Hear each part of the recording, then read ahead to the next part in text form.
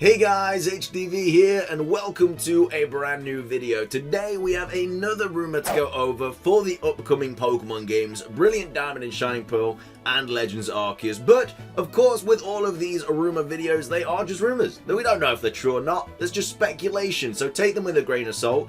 But if you are excited for the video, as always, make sure to drop a like down below. 500 likes is always the target. Leave a comment with your thoughts on today's rumor, and of course subscribe if you're brand new. We do daily Pokemon content on this channel, so ring that notification bell if you want to be notified whenever we do upload a video. With all of that out of the way though, let's get into the video and take a look at the latest Generation 4 remake rumors. So this is the rumor that we're going to be going over today. It was posted yesterday at the point I'm recording this, and it's titled Pokemon 2021. It has 0 upvotes and it is labeled as a spoiler. Again, no idea who bloody gets to pick and choose what they are, but this is apparently a spoiler, so interesting. Anyway, they start off by saying, I come here to end some fake speculations that have been roaming these types of websites. I'll speak about Pokemon Brilliant Diamond and Shining Pearl first. Interesting that they've come to end the fake speculations with potentially some more fake speculations. But anyway, they go on to say Mega Evolution is going to be present on every remake from now on. That's the plan for the short and mid-future of the games. Remakes compose an alternate timeline where Mega Evolution happens, which is true. That's obviously the whole thing that happened with Auras. And it says, however, Megas are having minor changes to the overall mechanic. The new mechanic viability was tested during Gen 8 on a complete Pokedex hypothetic metagame. Some people here say Megas are back, which is true, but I highly doubt they know it. What?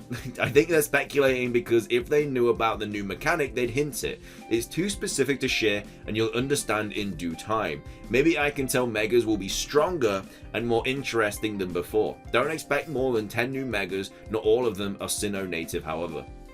But you're literally leaking stuff about the game. Why would you not leak this thing that no one else has got right? Like, surely if this person knew this interesting new feature for Megas, they'd probably release it. You know, if they're out here being like, oh yeah, all them other rumors, nah, they're not true. They're missing out on this thing, but that I'm also not going to tell you about.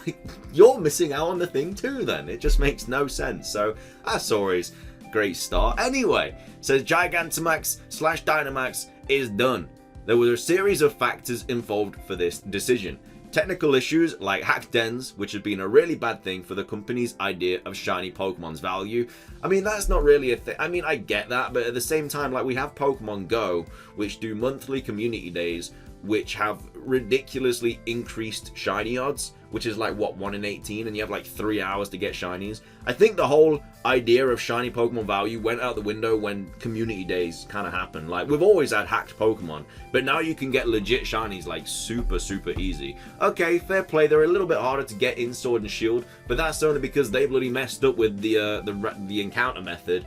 Dynamax Adventures are like crazy like random with when they give you shinies and stuff. And obviously you got the Masuda method, which we've always had anyway. But yeah, I think with things like Pokemon Go's community days, I think the value of shiny Pokemon just dropped anyway. Especially with Ultra Wormholes and Ultra Sun and Ultra Moon.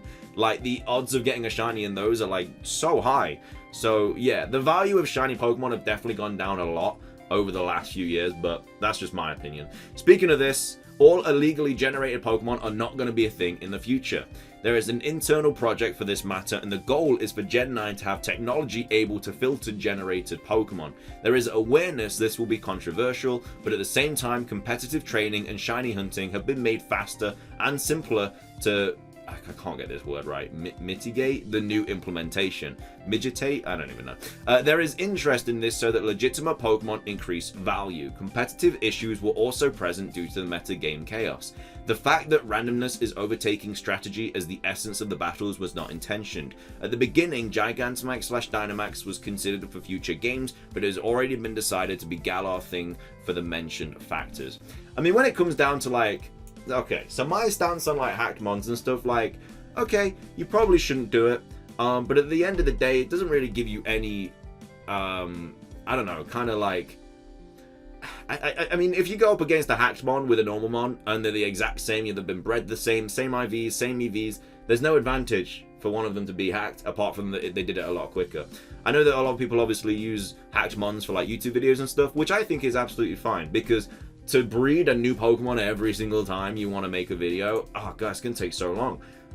I get the whole shouldn't be hacked for like actual events and stuff, which I completely agree. I think if you're gonna enter a tournament and stuff, I think hacking is kind of taking the piss a little bit. I feel like you should definitely not hack Pokemon if you're going to actual events and actual battles. But I think it's for like YouTube videos and stuff and just messing around, I don't really see the problem. Like, they don't give you any other advantage apart from saving time. And like I say, if you're a competitive battler and you constantly need new mons and stuff, it's, well, that's just my opinion on it, to be fair. I don't think it's the worst thing in the world to use hacked mons for like YouTube videos and stuff. But yeah, for actual tournaments and stuff, that's taking the piss a bit. Anyway, they go on to say you won't see the Battle Frontier anymore. The project was initiated, but later it was determined it is not viable anymore due to the metagame being more complex, typing's more balanced, and strategies more flexible. Specifically, the Battle Hall is not possible to accomplish anymore. This is the facility where you can only use one single Pokemon to beat 170 Pokemon in a row, 10 from all types. The Battle Tower is available like in Diamond and Pearl. When you defeat 20 trainers in a row, you face the Battle Tower boss as usual. When you defeat 47 in a row, one trainer before your second and definitive battle on the Battle Tower, you get challenged by Cynthia. She uses Garchomp Cresselia with Double Team, which is nasty, and Mega Lucario on singles. On doubles, she uses Heatran with an Air Balloon and a Garchomp with Choice Scarf and Earthquake. I don't remember the other two. Her AI is brutal. She was switched like a smart human predicting threats. I was able to watch her predict Weavile's ice attack, switching Garchomp for Lucario. She's 6 IV and fully EV trained with best natures. This battle is a lot harder than battle 49 against the boss. I mean, I'd like something like that, you know, a very difficult Cynthia boss. Obviously, they're not talking about her being the champion here. I think it's just this thing at the battle, whatever. But yeah, I mean, a difficult Cynthia battle, let's go, let's do it. Here it says the full Pokedex returns. There is a new concept called the Universal Pokedex. When you finish the Sinnoh Pokedex, just seeing them, you get access to the National Dex. The Dex has 200 Pokemon more from other generations. When you finish the National Dex, owning all of them, you get access to the Universal Dex. Here you can transfer Pokemon that are not on the National Dex, including Mythicals and Legendaries from anywhere. Free access to Pokemon Home, basically. Mega Rayquaza is back. As a competitive player myself, this was really exciting to know. Isn't Mega Rayquaza banned? I'm pretty sure it's banned, isn't it, for being too broken? I actually kind of like this idea. I don't think it's true, but I actually kind of like it. That you get like a universal dex, which just adds all the Pokemon that aren't originally in the game. Like, I think that's a really good idea, personally. It incorporates all of the old Pokemon into the game without it actually affecting the original National Dex of Diamond and Pearl. So, I'm okay with that. But I don't think it's going to happen. Like, they're not going to do it. But yeah. Anyway, it says Dialga, Palkia, Arceus, and Giratina get a new form. I don't know how this form's name will be translated to English, but in Japanese, well, it's very interesting, they don't know the English name. But in Japanese, it means something between celestial, spiritual, and angelical. Their base stats on these forms are brutal. Dialga and Palkia reach 820 base total. Mega Rayquaza is 780. Giratina reaches 920 and Arceus reaches 1200. What? That's just not... That's literally gonna have... Well, there's 6 different stat things you can have, isn't there? HP, attack, defense, special attack, special defense, and speed. That's gonna be like 200 points in each thing, like as the base. That's ridiculous. Why would they? Like, I get the Eternamax Eternatus thing because you can only use it for that. There's this one battle where it has this stat total and then it never gets it again. This is literally saying that Arceus is gonna have 1200. Arceus' new form is not going to be available until Legends Arceus comes out, however its existence will be revealed on Brilliant Diamond and Shining Pearl. 1200, you know. 1200, that's 200 in each stat. And if they take like 50 out of, I don't know, physical defense and put it into physical attack, that's 250, that's so stupid. Arceus, I mean, I get it's the god of Pokemon, but come on, man, that's a little bit, that's a bit overkill. Arceus is going to be too broken, or going to be broken the way Mewtwo was in Generation 1. Well, I mean, Psychic Pokemon in a whole were just broken in Generation 1.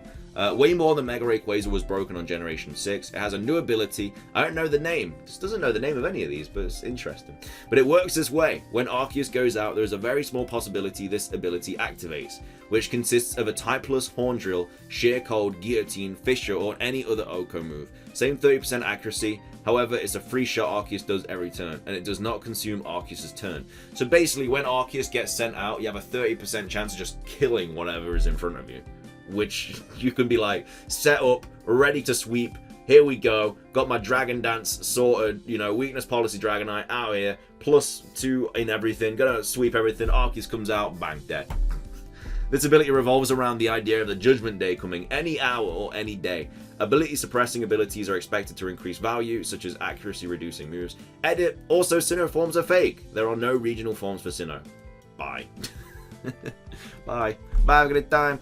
It's ironic how you've come to end fake speculations by doing the exact same thing yourself. The reason for not having the BF does not make any sense of the Battle Frontier. Why would you fight Cynthia at the BT when you can rematch her anytime at the League? My brain hurts. This person just seems to be just fully breaking down everything they'd say, which I guess is just a reason this is probably fake, in all fairness. That's not clear at all. Could you use more space in your sentences? I didn't understand the part about Mega Evolution. Arceus 1200, yeah, okay. Yeah, I think pretty much everybody is kind of in the same boat that this is probably going to be fake. I do like the idea of a universal dex. I think that's pretty cool because it doesn't, like I say, get involved with the actual national dex, but it still brings all the Pokemon back, which I really, really like the idea of. But for me, probably fake. I just think it's way too all over the place, really. Thank you so much for watching the video, though. If you did enjoy it, make sure to drop a like down below. Let's try and hit 500 likes. Leave a comment with your thoughts about this rumor, and subscribe if you're brand new. We do daily Pokemon content on this channel. That's everything from me, though. Fantastic rest of your day, and until next time, peace.